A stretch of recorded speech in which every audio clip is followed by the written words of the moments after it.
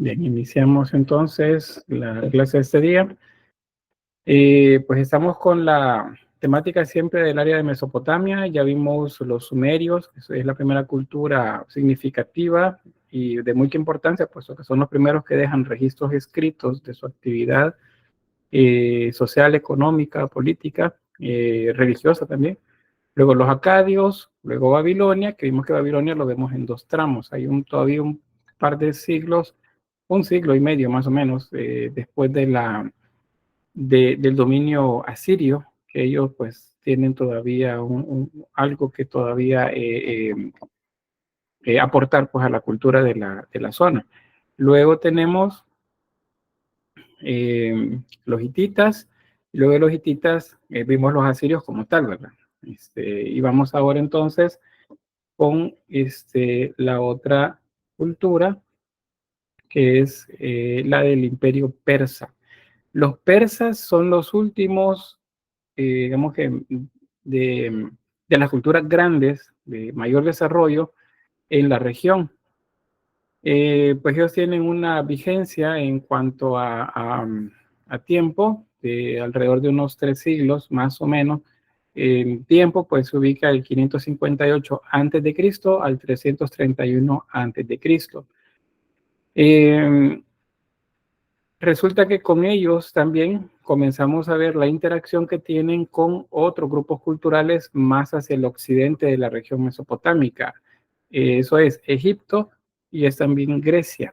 Si estamos hablando del 500 hacia, hacia el año 1, 1 después de Cristo, y estamos hablando de culturas ya como la romana y la griega también, que ya están vigentes en la región. Entonces ya hay una interacción mayor.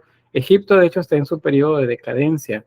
Grecia está en un periodo de esplendor. Sin embargo, Roma viene a la par de ellos también creciendo, y al ser un pueblo más belicoso, más dedicado a las artes de la guerra, pues entonces terminarán conquistando toda la región, incluyendo Grecia, incluyendo Egipto. Pero antes de que eso suceda, los persas pues van a ser una cultura muy poderosa que se desarrolla en la región de la Mesopotamia. Ahí tenemos un mapa donde se muestra el área en la que tuvieron ellos incidencia territorial. Acuérdense que principalmente la región de Mesopotamia es donde actualmente existe Irak, el país de Irak. Hacia el oriente de Irak está Irán, Pakistán, Afganistán, India. Hacia el occidente tenemos Turquía, tenemos Líbano, Palestina, Israel, Arabia Saudita y otros países de la región actualmente. Entonces, para que tengan idea, pues, de dónde estamos. A esa región es a la que se le llama Medio Oriente. Ese es el término con el que se conoce. Entonces, el imperio persa, los colores que ven acá son las zonas según los líderes que tuvieron, sus reyes, fueron pues agregando territorio. Entonces, como se fijan acá, el territorio llegó a tener contacto con la India en este extremo, este es el oriente. Hacia el norte, con los pueblos escitas, eso es cerca del actual Rusia, por ejemplo, en nuestra época. Hacia el oriente, la región donde aparece Capadocia como un pueblo importante es lo que se llama, como bien donde está la actual Turquía, es la Anatolia antigua, es esta región. Más hacia el sur, pero siempre al occidente de la Mesopotamia tenemos Egipto. Eso es el nororiente sería de África. Entonces, vean que el territorio era bastante grande el que tenía. Acá en esta zona es importante también porque esta zona de acá, donde ven que dice Grecia, esa zona de mar, del mar Mediterráneo, se conoce como mar Egeo. En el mar Egeo se dan las primeras culturas prehelénicas, alrededor de 1800 años antes de Cristo. O sea, cuando estaba en vigencia, por ejemplo, los hititas, cuando era periodo de desarrollo de Babilonia también, pues en esa época Grecia no existía como tal, pero sí los pueblos prehelénicos, eso lo vamos a ver también acá en clase, porque desarrollan arte.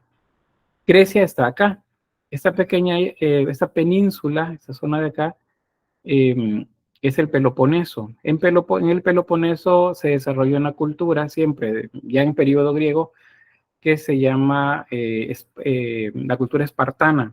Los espartanos son parte de Grecia, pero tienen ciertas diferencias en cuanto a cómo se desarrollan culturalmente con respecto a los griegos como tal. Los griegos son más dados ¿cómo se llama esto? A la ciencia, a la filosofía, y los espartanos un tanto más a las artes de la guerra. Por eso hay un momento en el que cuando los persas comienzan a conquistar esta región, aquí dice Bizancio, Bizancio es una ciudad griega que con el tiempo, ya en tiempos cristianos, bueno, casi en el momento en el que el cristianismo se vuelve religión oficial del imperio, un emperador la convierte en Constantinopla. Eso es acá, esa ciudad de Bizancio. Entonces, en esa región hay otra zona griega también que se llama Macedonia. Entonces, los espartanos no pudieron detener las oleadas de conquista que venían haciendo los espartanos. Sí lo van a lograr hacer los macedonios a través de un líder muy joven que se llama Alejandro el Grande. Con él comienza la conquista de territorios de la Mesopotamia. Cuando Alejandro Magno comienza a conquistar esos territorios, entonces allí termina toda la hegemonía cultural de lo que hemos llamado Mesopotamia hasta la fecha. Entonces, ahí tienen un poco de descripción, la parte de lo del mapa. Esos mapas tienen que manejarlos, traten de ubicar, hacer un mapa o conseguir un mapa que no tenga ninguna marca, y ustedes, a partir del estudio que hagan de estos temas, vayan ubicando esas culturas en los diferentes lugares, porque deben saber dónde están. Es parte de lo que deben aprender a hacer. Bien, aquí pues parte de lo que ya les mencionaba. Es un pueblo militar, son buenos, muy buenos para las artes de la guerra también, y eran buenos también arquitectos, construían mucho, había muchos buenos artesanos también en la construcción de esculturas y relieves que adornaban todas las ciudades. El lenguaje que utilizaban, por cierto, sigue siendo el cuneiforme, eso no va a variar. Sin embargo, en algunos lugares se encuentra incidencia también jeroglífica. Eso es porque tuvieron contacto con Egipto. Entonces, pero principalmente es la escritura cuneiforme la que más vamos a ver por acá. Ciro el Grande es uno de los principales reyes de este momento. Acuérdense que los reyes en Mesopotamia tienen esa aura mística alrededor de ellos como si fueran dioses o enviados de los dioses. Pues porque pues, la idea del rey sacerdote se sigue manteniendo. Acá, pues una vez conquistaban una región, establecían una manera de control bastante estricta, de manera que el territorio respondiera siempre a las ciudades principales. Eso significa que tenían un gobierno central, no tenían como las ciudades-estado de los sumerios, por ejemplo, o contemporáneo a esta época, Grecia tenía ciudades-estado, las llamadas polis. Eso es lo que así no permitía que Grecia se consolidara como un solo bloque. Por eso los espartanos fueron a pedir ayuda a los atenienses, y los atenienses dijeron, sí, vamos a ir, pero espérense que primero tenemos que hacer un par de fiestas acá dedicadas a algunos dioses. Y pues los espartanos tuvieron que ir solos a la guerra, y pues ahí viene esa historia de los 300 espartanos que lucharon contra los persas. Los persas tenían esa ventaja, que respondían a un gobierno central, y eso pues permitía una unidad de acción de todo el territorio una vez se necesitara. Sobre la religión, hay variantes acá, siguen siendo religiones que tienen que ver con lo moral, o sea, cuestiones de que si me porto mal, entonces voy a ser castigado, por ejemplo. Aparecen algunos, ¿cómo le llaman a esos? Dioses, unos dioses importantes. Ahura Mazda es uno de ellos, el llamado Señor de la Sabiduría. Y pues a él que es como si le había encomendado predicar pues esta variante de la religión mesopotámica en los territorios en donde ellos llegaban. Eso también era importante porque mantenía la unidad en cuanto a ideología del territorio. Un sacerdote muy importante del cual se tiene registro es Zaratustra. Ese probablemente lo habrán escuchado cuando se habla de tradiciones religiosas hindúes, por ejemplo, o árabes. Por ahí aparece el nombre de Zaratustra. O Zoroastro también es otro de los que aparecen por ahí. Bien, vean que esta imagen se repite. ¿Se acuerdan que con los sumerios esta nave, acuérdense que esta es como una nave en el sentido de un barco, no una nave en el sentido de un ovni, ¿verdad? Como nos lo quieren hacer creer. Eso tenía las características de un ave. ¿Por qué? Porque se movía desde la bóveda celeste hacia la tierra, en el entendido que los dioses vivían en la bóveda celeste, en las estrellas, como podrían haberlo dicho, y desde ahí bajaban a la tierra. Acuérdense que no todos los dioses vivían en ese lugar, habían otros dioses que estaban en el inframundo, o sea, abajo de la tierra. Y esos estaban vinculados a los aspectos negativos de la existencia, principalmente, no todo, ¿verdad? Pero principalmente se vinculaban a los aspectos, eh, ¿cómo se llama? Negativos, pues, de la vida. Entre esos, la enfermedad, la peste o las tragedias que pudieran suceder por eventos climáticos, por ejemplo. Bien, hay algunos más. Bueno, lo del mal que les mencionaba, Ahura Mazda es el que se consideraba el dios más grande de todos, una representación la veríamos de esta manera.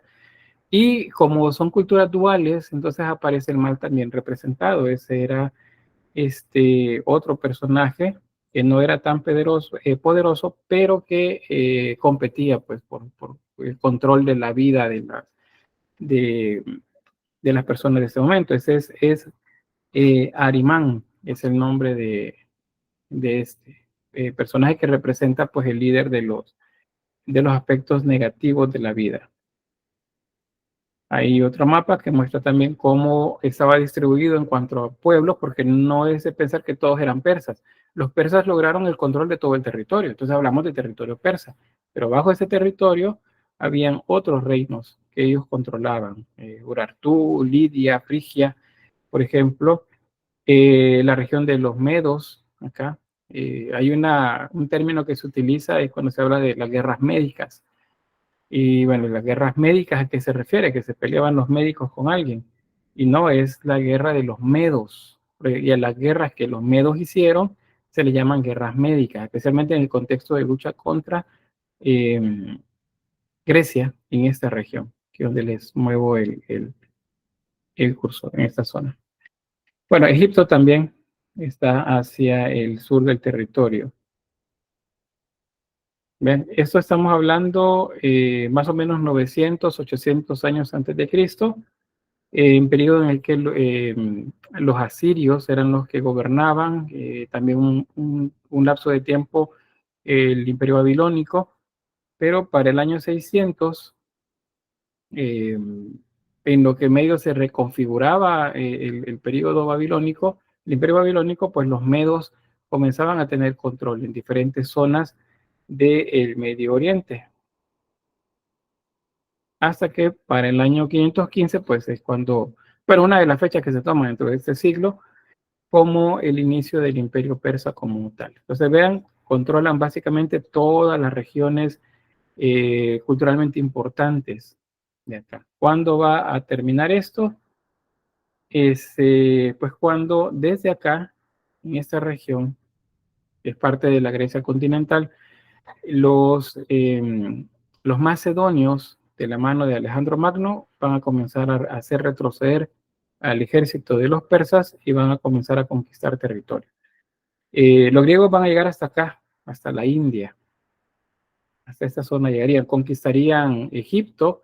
En Egipto, Alejandro Magno construye una ciudad dedicada a él mismo y se nombra como Alejandría. Ahí es de donde viene la historia del faro de Alejandría, esa gran biblioteca y lugar pues donde se guardaban muchos descubrimientos de la época y que fue consumida por un incendio. Entonces eso es Alejandría, eso está por acá. Y Alejandro pues luego sale y sigue con esas conquistas hacia India. Y bueno, ahí algo pasa y ya no puede regresar, muere en el camino y entonces ahí pues comienza una historia diferente, que es cuando comenzamos a hablar de los romanos. Entonces vean que ya nos estamos acercando a esas culturas de las que a lo mejor conocemos un poco más. Acá sobre las guerras médicas que les mencionaba, hay muchas batallas de las que se tiene registro, porque acuérdense que los griegos, así como los persas, pues escribían, guardaban, registraban los eventos que acontecían y que eran importantes. Entonces, ahí tenemos la batalla de Mileto, la batalla de Maratón, la de las Termópilas, Salamina, Platea, Micala. Son batallas memorables de las que hay bastantes registros. Muchas de ellas sirvieron también para ser parte de lo que luego conocemos como mitología griega. Entonces, aquí en estas zonas se desarrollaron muchas batallas. Ahí vienen muchos de los... ¿cómo se llama? La lucha que existía tecnológica entre lo que sabían hacer a nivel de máquinas y artes de la guerra los griegos y lo que sabían hacer los persas. Entonces eso es lo de las guerras médicas. Hay un poco de ¿cómo se llama esto? De cómico, que son las guerras médicas. Y bueno, es una colisión básicamente, cuando dice el fragmentado mundo político de la antigua Grecia, significa que son ciudades-estado, o sea, no hay un solo gobierno. Es como que acá en nuestro país todas las cabeceras departamentales fueran una nación en sí misma. Entonces, aunque todos dijéramos somos salvadoreños, pero no tuviéramos la cohesión cultural, política, económica que tenemos. Eso es así porque respondemos a un gobierno central y desde allí se desglosan el ordenamiento hacia cada una de las ciudades de todo el territorio. Entonces, eso no existía en Grecia y por eso fue que los persas comenzaron a avanzar bastante sobre territorio. Fue hasta que Alejandro el Grande tomó el control, que comienza, gracias a las habilidades que tenía él en las artes de la guerra, comienza a ganar batallas y comenzar a empujar a los persas hacia su propio territorio. Un dato sobre esto. ¿Vieron la película 300? ¿Sí? ¿Quién la vio? Ahí la vio. No, qué barbaridad. Ah, pero si les digo, si ven TikTok, ¿verdad? Ahí sí, sí lo ven. Dígame, Daniela. Daniela, creo. Sí, yo vi esa película, pero como es cierto lo que usted dice, salen muchas cosas, pero yo no, como que no la entendí al final. Bien, pero gracias. Al menos la vio alguien más. Vean, en la historia la plantean como algo histórico, ¿verdad? ¿Sí, Stephanie? Nada, que yo también la vi, solamente que la vi hasta el final y no vi el final. Mm, Vi hasta la mitad. hasta la mitad, no, pues hay que ver al final. Vean, no es histórica, aunque la plantean de esa forma. No es una película histórica, pero, o sea, es histórica en el sentido de que sea fidedigna a lo que sucedió, pero nos sirve para entender bastante de lo que resultó, pues, de, de, de ese choque entre el mundo griego y el mundo persa. Estamos viendo el choque entre las culturas de Mesopotamia y las primeras culturas occidentales de esa región.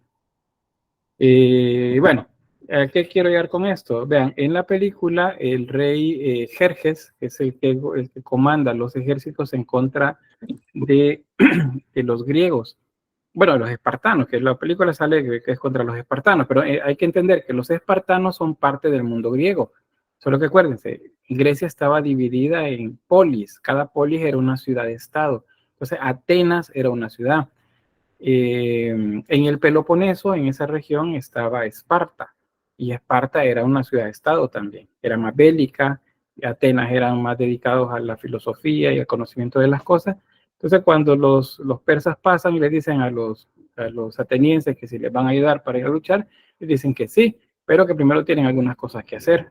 Hay una fiesta dedicada a ciertos dioses, y pues los persas tienen que ir solos. Entonces, eso es lo que plantea la película. Sucedió, sí, los persas, perdón, los, eh, los espartanos tuvieron que luchar solos contra los persas. Entonces, en la película, esta sería, más bien, esta sería la versión coherente a partir de los relieves y algunas pinturas también que hay acerca de Jerjes. Pero en la película nos plantean que es así. Entonces pueden ver ustedes cómo nos engaña Hollywood. Hollywood nos hace pensar que hay cosas que son de alguna manera y no lo son. Otra la van a ver ustedes en la historia 2, cuando vean, por ejemplo, el arte gótico. Que se les digo, miren, ¿cómo me describirían algo gótico? Entonces me comienzan a hablar de que es oscuro, que el pelo negro, las uñas negras, la ropa interior negra, los calcetines negros, las uñas de los pies negras y todo es negro. Y es gótico. Y no, gótico es color, gótico es mucho brillo, mucha luz. No es nada que lo que tiene que ver. Ahora, ¿por qué creemos que el gótico es una cosa? Porque la cultura, a partir de las películas que inician en el siglo XX, plantearon que los elementos góticos tenían que ver con el terror, con la muerte, con lo oscuro. Y de ahí viene pues la línea sobre eso. Entonces, ahí pues la expectativa versus la realidad. Ahora bien, ya hablando en lo que propiamente corresponde al arte, pues decirles que a nivel de arquitectura, como es la última cultura de la región, habían más ejemplos de lo que se desarrollaron, de templos, de palacios. Es una cultura palaciales, hacen bastante palacios. Lo que más se conserva siempre son los que trabajaron en piedra, y aquello a lo que se le dio también de alguna forma un poco de mantenimiento, o quedaron atrapados en las arenas del desierto y por lo tanto no se destruyeron completamente. Entonces, las primeras que se encuentran más completas son las ruinas persas. Y luego los arqueólogos fueron excavando y fueron encontrando la de las culturas que ya vimos, ¿verdad? Las que son las más antiguas. Entonces, pues ahí tenemos la ciudad importante, por cierto, de este momento es Persépolis, es la capital de, del Imperio Persa. Y ellos desarrollan un ordenamiento bastante grande, muy, muy similar a lo que desarrollan tanto griegos como egipcios en cuanto a la arquitectura. Hay estilos y hay una mezcla también de elementos que retoman de las culturas que son contemporáneas a ellas, como por ejemplo Egipto o Grecia también. Por ejemplo, aquí tenemos una columna. Cada una de las partes que observan ahí, pues tiene un nombre y algunas de ellas pues tiene la influencia de la zona de donde se tomó. Por ejemplo, de Mesopotamia, las características es que utilizan ladrillo con esmalte. Acuérdense que el esmalte es una capa de pintura mezclada con un material vitrificante que al meter al horno se funde y queda como vidrio encima. Entonces, luego tenemos el tipo de modelo de palacio, la construcción sobre una superficie que lo que llamamos zócalo, o sea, preparaban el terreno, lo elevaban y sobre esto trabajaban. Bebé. ¿Sí, Ricardo? ¿No? Bueno. Y la utilización de animales mitológicos para capiteles y dinteles. Los animales mitológicos, pues son como, ya habíamos visto, esos híbridos que hacían entre diferentes animales, mamíferos mezclados con aves, por ejemplo. De Egipto toman el gusto por los edificios con dinteles y sillares, grandes salas de columnas, los remates, elementos vegetales también utilizados en las partes altas, por ejemplo este que ven acá, ¿okay? Capitel palmiforme. Esta es una representación de la palma de una planta, una palmera. Por eso se llama palmiforme, porque tiene forma de palma. ¿Qué más? ¿Qué más? Enterramientos en hipogeos. Hipogeos son tumbas subterráneas. Los egipcios van a tener también templos, no solamente tumbas subterráneas, pero pues ahí está, que también lo decían. Y de Grecia, los fustes y los capiteles. El fuste es el cuerpo, digamos, la columna como tal. El capitel es el remate, es la parte alta de la columna. Cuando les digo basa o basamento, es la parte de abajo de la columna, pero fuste se refiere a esto. Entonces, un fuste estriado significa que el cuerpo de la columna tiene líneas paralelas a la misma columna. Ese fuste acanalado, dice que es otro término que se utiliza también. Entonces, vean, las basas acampanadas son retomadas de los egipcios, los fustes acanalados o estriados, como también se les llama, son griegos. En este caso, la flor de loto y el flor de loto es esta, y las palmas, la representación de hojas de palma acá, eso es egipcio. Estas como a manera de caracol, de formas circulares, se llaman volutas. Ese es el nombre, volutas. Y son influencias de las columnas llamadas jónicas dentro del arte griego. Esa la vamos a ver después. Ahorita pues solamente se la señalo, pero pues ya la van a conocer luego cuando veamos Grecia como tal. Y de Mesopotamia, de la región, es la utilización de animales, algunos híbridos extraordinarios para colocar en la parte superior de la columna. A esta parte superior se le llama capitel, que es el remate, por así decirlo, de la columna. Entonces ahí les quedan las características para que las vean así como despacio. Acá ejemplos de lo que acabamos de ver. Vean esta. Es una columna que corresponde a los elementos tanto egipcios, que son estos de acá, griegos, estos de acá, esto es griego, estas volutas, solo que los ponen en una posición vertical, los griegos la utilizaron en la horizontal. Bueno, la utilización de formas de animales, en algunos casos animales extraordinarios, para sostener, por ejemplo, el entablamento de los edificios, en este caso, pues, como manera de vigas. Hay que tomar en cuenta que la región es desértica, entonces lo que más se encuentra es piedra y el barro para la construcción del adobe.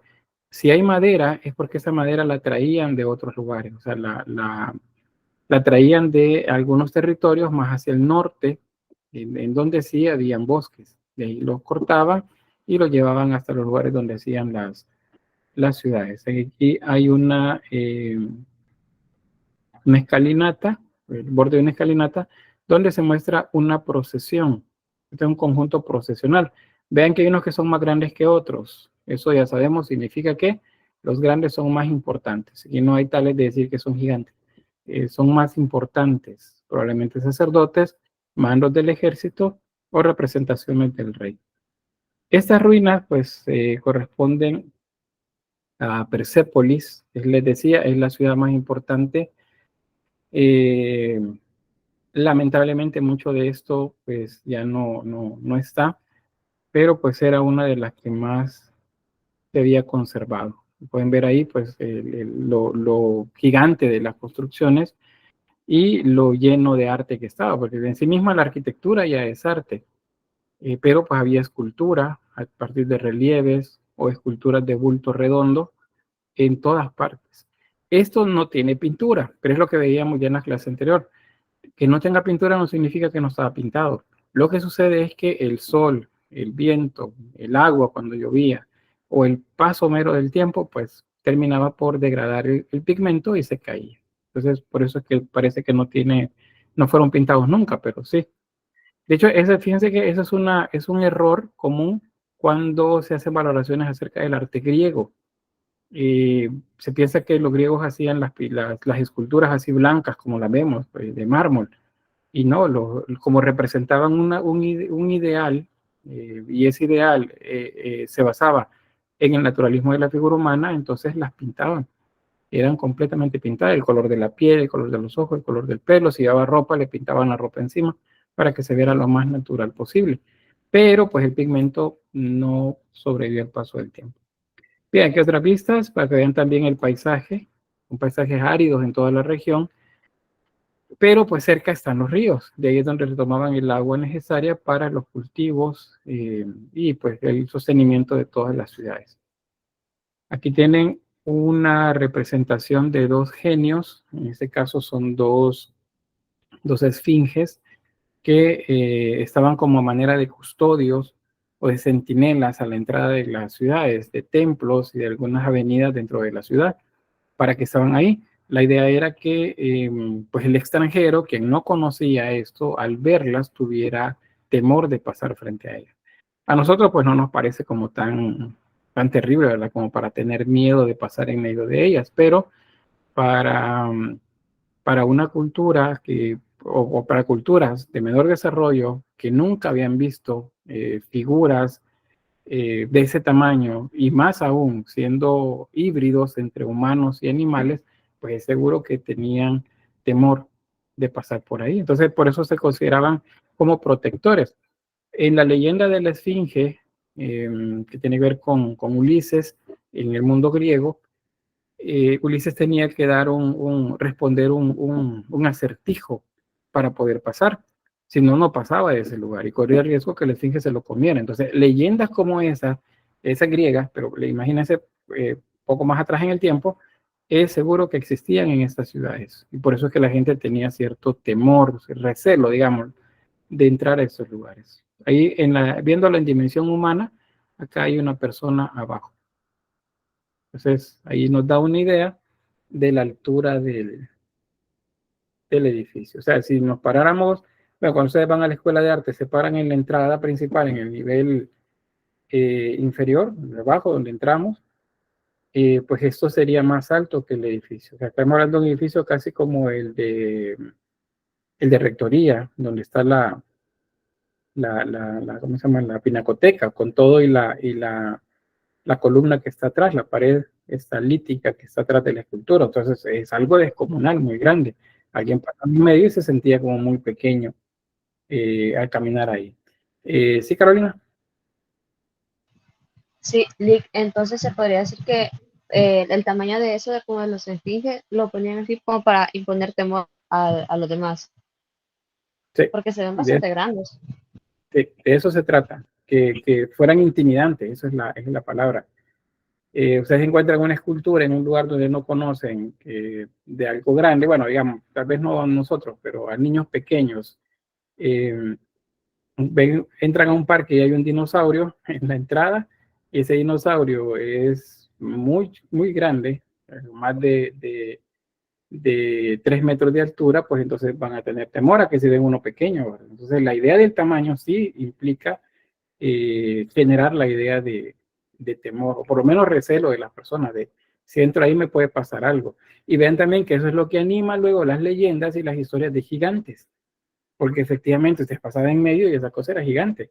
Pero no sé si han oído por ahí historias acá en nuestro país que dicen que una escultura por las noches cobra vida y que recorre un cementerio, por ejemplo. Pues nadie lo ha visto, pero todo el mundo dice que es cierto. Entonces, así sucedía con esto. Nadie vio moverse a las esfinges nunca, pero seguro que las leyendas decían que las esfinges sí se movían y que devoraban a las personas que intentaban atentar contra los propios de la ciudad. Entonces, esto es para eso, para cuidar. Entonces, esas son imágenes de Persépolis. Acá una reconstrucción de cómo era. Noten que en los alrededores hay más vegetación que la que podemos ver acá. Es completamente desierto. Aquí hay dos factores. Uno es los métodos de irrigación que tenían para poder llevar agua hasta estos lugares, los sistemas de canales que tenían para llevar agua. Y segundo, el cambio climático. Pues el clima ha cambiado de unos 2500 años para acá. El clima en la región se ha vuelto más desértico. Entonces, todo eso tiene que ver. No es solamente que el clima cambió así sino que pues ya no hay irrigación en los lugares porque ya no hay cultivos que se hacen por ahí. En la reconstrucción que les muestro acá en este diagrama, vean que hay unas murallas que rodean ciertas zonas. Pues estas murallas son parte de la ciudadela. O sea, la ciudadela está acá, pero el resto del territorio, digamos, de la ciudad también se protegía. Esto es para que no llegaran los enemigos y atacaran pues, por todas partes. Vean la entrada igual. Esta es la entrada principal. Ustedes querían venir acá, tenían que caminar pues, sobre vías que existían, sobre las zonas planas, luego subir y entrar. El hecho de subir ya nos está dando la idea de que vamos hacia un lugar diferente a donde estamos acá abajo. Siempre la idea de subir es la idea o de acercarnos a la divinidad o de acercarnos a aquello que está superior. Y por eso es que muchas de las iglesias católicas que existen en nuestro país y bueno, en muchas partes de Latinoamérica y Europa, para ustedes entrar a ellas tienen que subir, no es el sentido que todas tienen gradas. Ustedes suben 5, 10, 15 gradas y entonces ya llegaron al nivel del piso de la iglesia. No todas es así, no todas, pero en la mayoría ustedes deben subir para llegar hasta ese lugar, porque se considera que es diferente a todo lo que tienen alrededor, es un lugar sagrado. Algo así tiene que ver con esto. Dígame, Natalia. No, que yo estaba viendo también de que en muchas bibliotecas antiguas hay bastantes escaleras, aunque es algo relacionado con la actualidad, ¿verdad? Pero yo me imagino también ese concepto porque si en la biblioteca hay conocimiento, el conocimiento está más allá de lo que vivimos día a día. Es como un concepto que se ha mantenido esas escaleras. Sí, pues la idea de accesar a algo de mucha importancia, la vamos subiendo. Entonces, cuando ustedes suben al tercer nivel de la escuela de artes, hay que imaginarse que vamos subiendo hacia el conocimiento. Y cuando bajamos, pues estamos llegando al inframundo, que sería, bueno, y de hecho, el inframundo en muchas culturas es agua. Y lamentablemente en las instalaciones de nuestro edificio, pues se nos está inundando todo, entonces hay agua en la parte inferior. Eso es, pues, bueno, un tema aparte. Hay, son cosas, pues, que no deberían de estar así, pero, pues, la universidad ahorita está en una crisis un poco cruda y ni modo, pues, esa es la realidad que tenemos. Bueno, si una pregunta, avanzamos. Hay otros ejemplos más para tener la idea de las dimensiones de estas esculturas. ¿Vean? Porque les decía, más o menos, imagínense el tamaño del edificio de rectoría, por donde está, digamos, la pinacoteca está en la planta baja, ustedes ven hacia arriba, pues ese más o menos es el tamaño del edificio. ¿Y por qué eran grandes? Porque la idea es que el extranjero y aún los nativos del lugar se sintieran pequeños. O sea, el que ustedes se sientan pequeños frente a algo es un mensaje el que está dando el constructor o quien gobierna la región. Está diciendo que hay algo más grande que nosotros y que debemos temerle también a eso. Entonces, hay pues algunas de estas imágenes. Bien, eso en cuanto a arquitectura. Vean que por cierto eso, la escultura está unida a la arquitectura también, aunque vamos a valorarla como un tema aparte, un subtema aparte. La escultura realmente es parte de todo lo que se construía a nivel de palacios o de templos. Otra cosa, si todo esto se pintaba, entonces también hay que pensar que esto no solamente incluía arquitectura, escultura, sino que también pintura. O sea, todo el edificio se trabajaba a través de 3 artes diferentes: arquitectura, escultura y pintura. Acuérdense que la pintura no la vemos porque pues se degradó por la erosión, por el paso del tiempo, por la exposición al sol y bueno, se perdió el pigmento ahí. A nivel de escultura, acuérdense que los medos fue uno de las culturas que se unieron a los persas para generar el imperio, ¿verdad? Que luego controló toda la región. Se les considera a estas dos culturas como herederas del arte asirio, porque imitaron bastante lo que los asirios hicieron. Los asirios tuvieron un gran dominio del naturalismo, pues lo vimos con los animales heridos, la casa del rey, pues, Asurbanipal, representado ahí, los animales heridos, muy naturalistas, que se notaba pues que estaban sufriendo por las flechas que les clavaban. Entonces ese naturalismo también pasa a este momento, aunque el tipo de escultura es diferente, pero digamos que técnicamente siguen siendo relieves, utilizan la misma idea de los asirios. Y en el contexto de los palacios, escenas de guerreros, arqueros, soldados, combates con las fieras. Todos los combates con las fieras o entre fieras se refieren o hacen referencia a la lucha contra la naturaleza, en la que normalmente el rey pues es representado como el que gana. ¿Y por qué el rey? Porque el rey es casi un dios, es el que controla las cosas, es el representante de los dioses en la tierra. Ahí tenemos un ejemplo de la representación de la lucha entre dos seres. Acá tenemos el león mordiendo a un becerro, un animal de cornamenta. Y bueno, se trata de, aunque de manera bastante geométrica, pero se trata de imitar el naturalismo de los músculos, la posición de las patas, el giro del cuerpo, todo eso es naturalismo. Para los relieves de los persas también aplica lo de la yuxtaposición. ¿Se acuerdan qué era eso? Para pretender que la imagen, o para representar que la imagen está atrás, entonces lo que se hace es simplemente el juego de sobreponer una imagen a la otra. La más cercana está encima de la que está atrás. Pero si vemos la base, el horizonte en el que los ponen, todos están en el mismo nivel.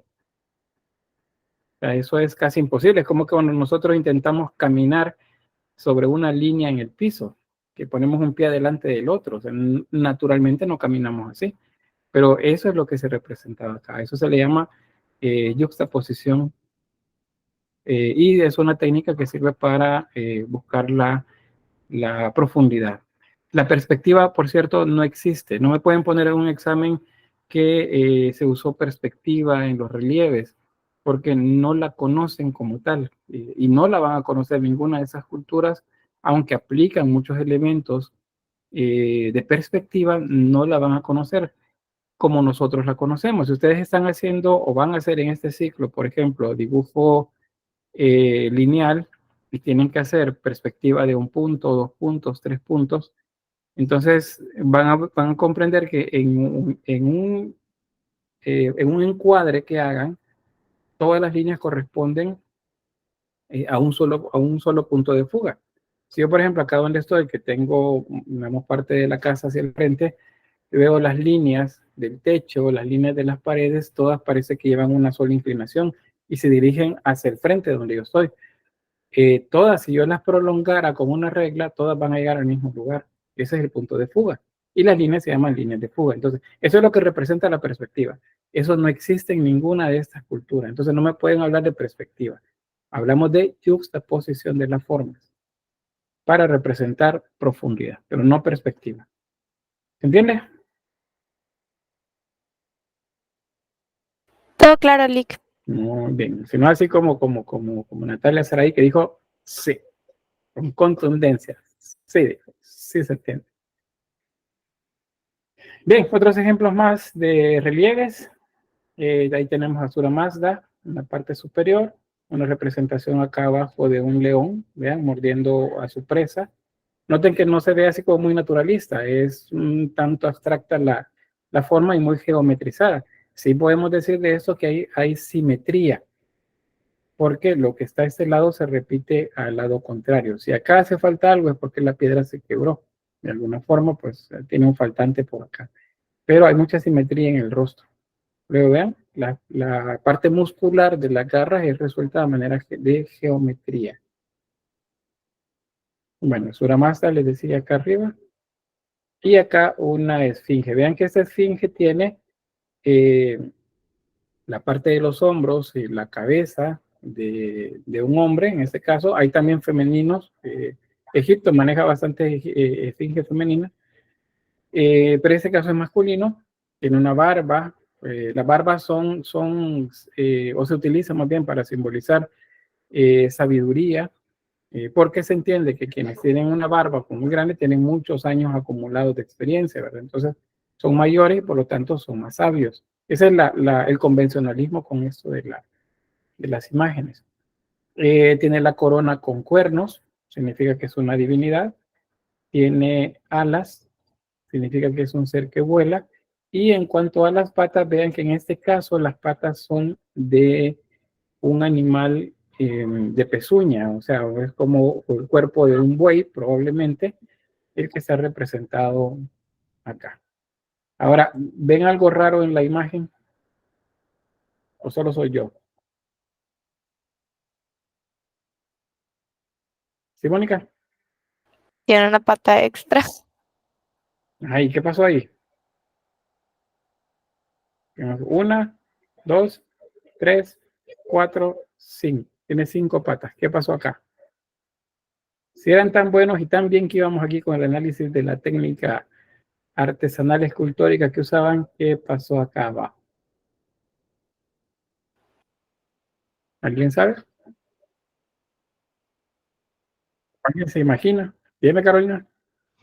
Tendría que ver algo que, o sea, tendría que algo que ver con la yuxtaposición, por cómo está, de que se puede ver de un lado o del otro, tal vez, no sé. Tiene que ver con eso. Por lo que vimos en las imágenes, la figura puede verse de frente, porque cuando vamos caminando, acuérdense que estaba en la entrada de las puertas, ¿verdad?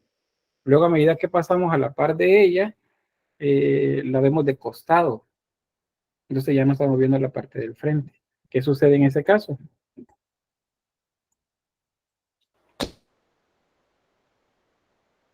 A ver. Representa el movimiento. Un poco de movimiento, porque se fijan, en las vistas laterales siempre de esta imagen parece que está caminando. En la vista frontal parece que las patas están detenidas hacia el frente. Sí, Carolina. Yo diría que es como, para eso que está diciendo cerca de la yuxtaposición, entonces si lo miramos de frente es para que nosotros veamos las dos patas principales, pero si lo vemos de lado es para que veamos las 4 que están de este lado y no se va a ver como viéndolo de frente, no sé si me doy a entender. Exacto, sí se entiende. Bueno, no sé el resto, pero sí, básicamente es eso. Resulta que cuando caminamos de frente y nos acercamos a las puertas en donde estas esfinges estaban a diestra y siniestra no significa en cualquier parte, significa a izquierda y a derecha. No, perdón, respectivamente sería a derecha y a izquierda, diestra y siniestra. Resulta que vemos que tiene 2 patas, y eso es natural, tiene 2 patas. Pero cuando caminamos a la par de ellos y lo vemos hacia un lado, resulta que lo vemos con 4 patas siempre, ya no tiene 3. ¿Por qué? Porque ya no estamos viendo esta pata de acá. Entonces, la representación es naturalista, ya sea que la veamos de frente o que la veamos de perfil. Eso lo que nos está diciendo es que probablemente para los artesanos escultores de ese momento, pues era importante el naturalismo y consideraban que si no tenía esta pata de acá, esa de acá, entonces la figura al verla de perfil solo tenía 3 y eso no era correcto, no se veía natural. Entonces le agregaron una pata extra, pero tiene que ver con el punto de vista con el que nosotros observamos la imagen. Voy a retroceder acá para que veamos esto, ve aquí. Si caminamos de frente, pues vemos las 2 patas, pero cuando avanzamos y estamos a la par, otra vez seguimos viendo las 4 patas. Entonces, eso es el problema que se resuelve con esta representación de la figura.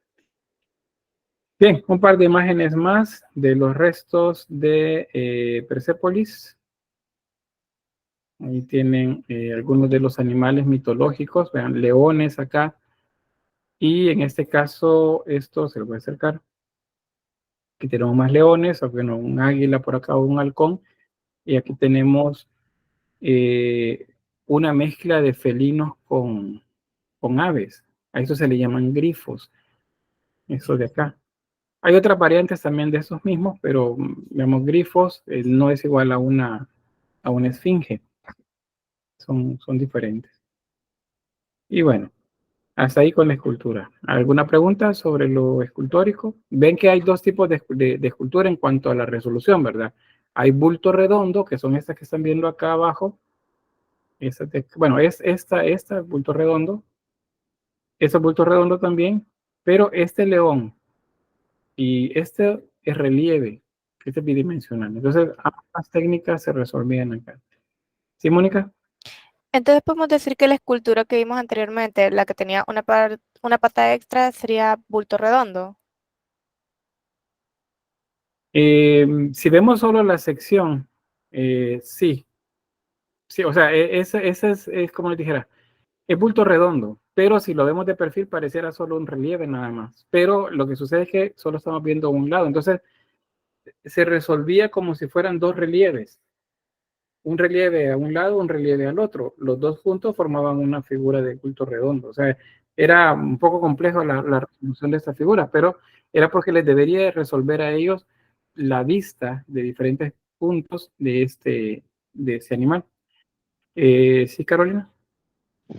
Sí, pero entonces es como que comparan los dos tipos, el punto redondo y lo del relieve, porque, o sea, no es completamente separada por decirlo así, como de una pared o algo así. Sí, está adosada, es la palabra, adosada. Está adosada o en la pared. Entonces, ¿qué es lo que sucede? Que han utilizado la técnica del relieve doble para generar una figura de bulto redondo. Eso es lo que me refiero. Porque no es una figura de bulto redondo como esta. Esta sí es bulto redondo. ¿Por qué? Porque no tiene nada adosado. Vean estas otras de acá. Este halcón, por ejemplo, es bulto redondo. Bueno, tiene un faltante por ahí, pero este es bulto redondo. Este es relieve. Si este tuviera relieve en la parte de atrás para resolver digamos, el otro lateral del león, entonces es como que hayan utilizado dos relieves para generar un bulto redondo. Entonces eso es lo que hacían acá. ¿Qué significa esto? Pues que eran muy competentes los artesanos escultores de este momento. O sea, sabían realmente lo que estaban haciendo, tanto en proporción como en técnica escultórica. Bien, vamos a pasar a pintura. Y en cuanto a esto, bueno, igual que ya les he mencionado, hay pocos ejemplos, dado que la pintura no sobrevivió el paso del tiempo. Sin embargo, al ser la última cultura de todas las que se desarrollaron, en esta sí quedaron un tanto más de vestigios de lo que se hicieron. Entonces, por eso decimos, se han conservado algunos pocos fragmentos de lo que había. También se sabe que hubieron documentos escritos sobre papel también, como manera de pergaminos, pero pues esos, tanto el material como la pintura, pues no sobrevivieron. Entonces son trozos nada más que han llegado hasta nuestros días. Y luego la pintura al fresco, acá está, dice pintura al fresco. La pintura al fresco es pintura sobre pared. Se pinta normalmente cuando la pintura o la base del material con el que se ha construido la pared está todavía fresco. Es como que pongamos un repello sobre la pared y cuando ese repello todavía está fresco, entonces en ese momento pintamos para que se adhiera al repello. Aquí tenemos ejemplos. Muchos de estos, por cierto, son reproducciones. ¿Por qué? Porque solo se han encontrado partes, segmentos nada más de estas imágenes. Vean, este es uno de esos genios. Morfológicamente son una mezcla de animales. Tenemos un carnero, tenemos un león, tenemos un águila o halcón. Las patas delanteras son de un felino y las patas traseras son de un ave rapaz. Entonces es una mezcla de cera. Esto es lo que se le llama monstruos, pero monstruos porque son un híbrido de varios, no por otra razón. Acuérdense que estos son genios protectores. Estos sí se colocaban en la entrada de los edificios era porque estaban protegiendo, aunque tuvieran una vista un poco extraña o terrorífica para muchos, pues estaban ahí para proteger. Y la representación de un guerrero acá. Con eso de la figura humana hay algo que se llama convencionalismo. Los convencionalismos es que eh, no se maneja por completo el escorzo de la figura humana. Escorzo, esa palabra, no sé si la reconocen, pero escorzo es la perspectiva aplicada a la figura humana. Así como hablamos de perspectiva en un edificio, entonces hablamos de perspectiva en la figura humana. En este caso decimos escorzo. Es como si vean en la pantalla mi mano, estiro la mano y ven que la mano en este momento es más grande que mi cabeza. ¿Ve? Eso es escorzo. Es la perspectiva aplicada a la figura humana. Entonces, el escorzo de estas figuras es como quebrado, o sea, no tiene lógica tampoco. Y por eso la figura se ve en algunas partes de frente y en otras se ve de perfil. Vean el rostro, está de perfil, pero el ojo está de frente. Okay. Y luego la profundidad siempre representada a nivel de yuxtaposición. Vean, Hay un pie que está atrás y otro que está adelante. Sería el izquierdo va adelante y el derecho va adelante y el izquierdo va atrás, pero los dos están en el mismo nivel. Eso es imposible para caminar de manera natural. Entonces, pues, así como encontramos. Esa es uno ya, no es reconstrucción, esos son ya ejemplos reales. Estos se han conservado las pinturas porque estos se hacían a través de una técnica cerámica. ¿Qué es lo que, o cómo lo elaboraban? Pues hacían el relieve, lo hacían en bloques de barro, con ladrillo de barro. Primero lo hacían, luego lo sometían a una cocción. En este caso, luego la pieza salía ya quemada, pero en ese momento le aplicaban la pintura, el pigmento mezclado con un aglutinante, digamos que era agua, por ejemplo, y le agregaban un material vitrificante, feldespato, por ejemplo, o plomo. Se agregaba a la pintura y eso con el calor se transformaba en una capa vítrea. Eso que estamos viendo entonces es un azulejo, son azulejos estos, y por eso es que se ha conservado el color, porque está en una capa vítrea. Eso es muy resistente al paso del tiempo. No es eterno, ¿verdad? Pero sí resiste bastante. Ahí vemos mucho faltante, parte del material que se ha caído, pero es porque tampoco estaban quemados a una temperatura muy, muy alta.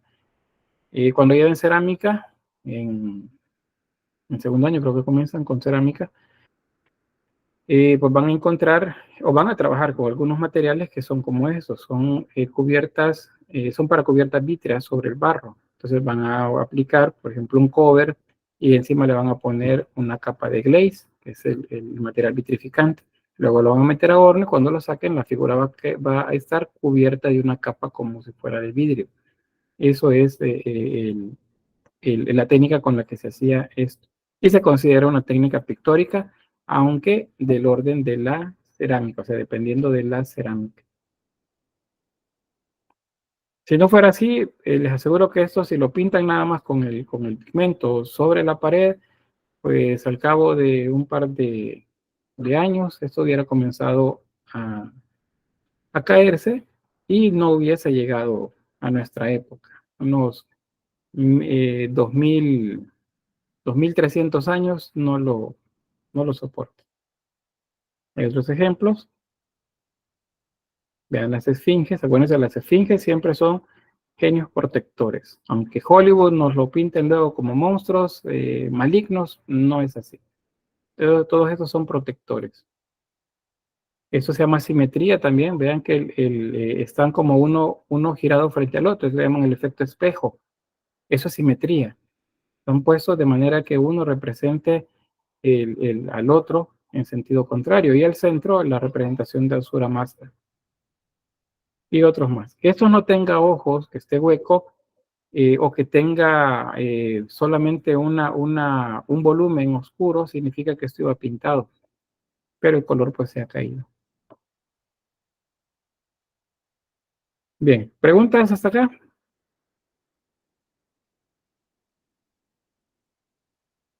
No. Bueno, entonces solo para cerrar, bueno, Mónica. ¿Cuál es la principal diferencia entre esfinge y creo que era, ¿cómo era la palabra? ¿Sí? Mesomórfico. Ah, no, ¿cómo? A ver, repítame la pregunta, me confundí.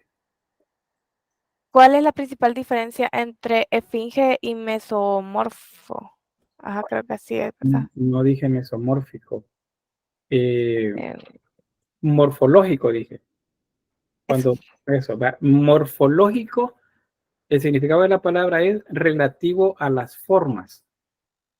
Eso nada más significa. O sea, si yo digo, por ejemplo, una esfinge morfológicamente está compuesta por el busto y cabeza de una persona y el cuerpo de un león y las alas de un halcón.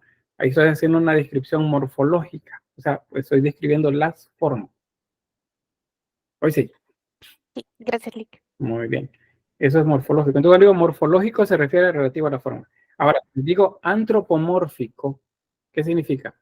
Pero antes Natalia, ¿está ahí? Dígame.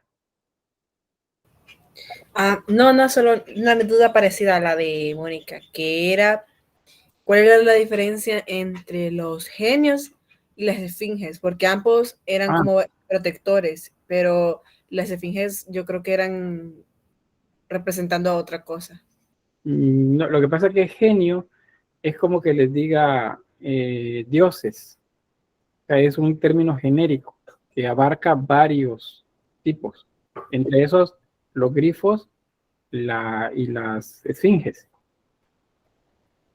O sea, genios es más general. Genios. Okay.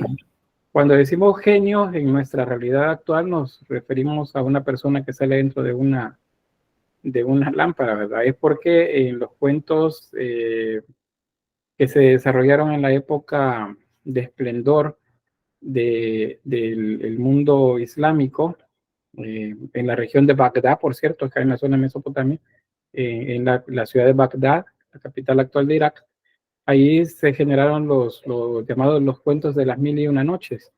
Entonces ahí es donde se habla de genios, uno de esos cuentos tiene que ver con eso.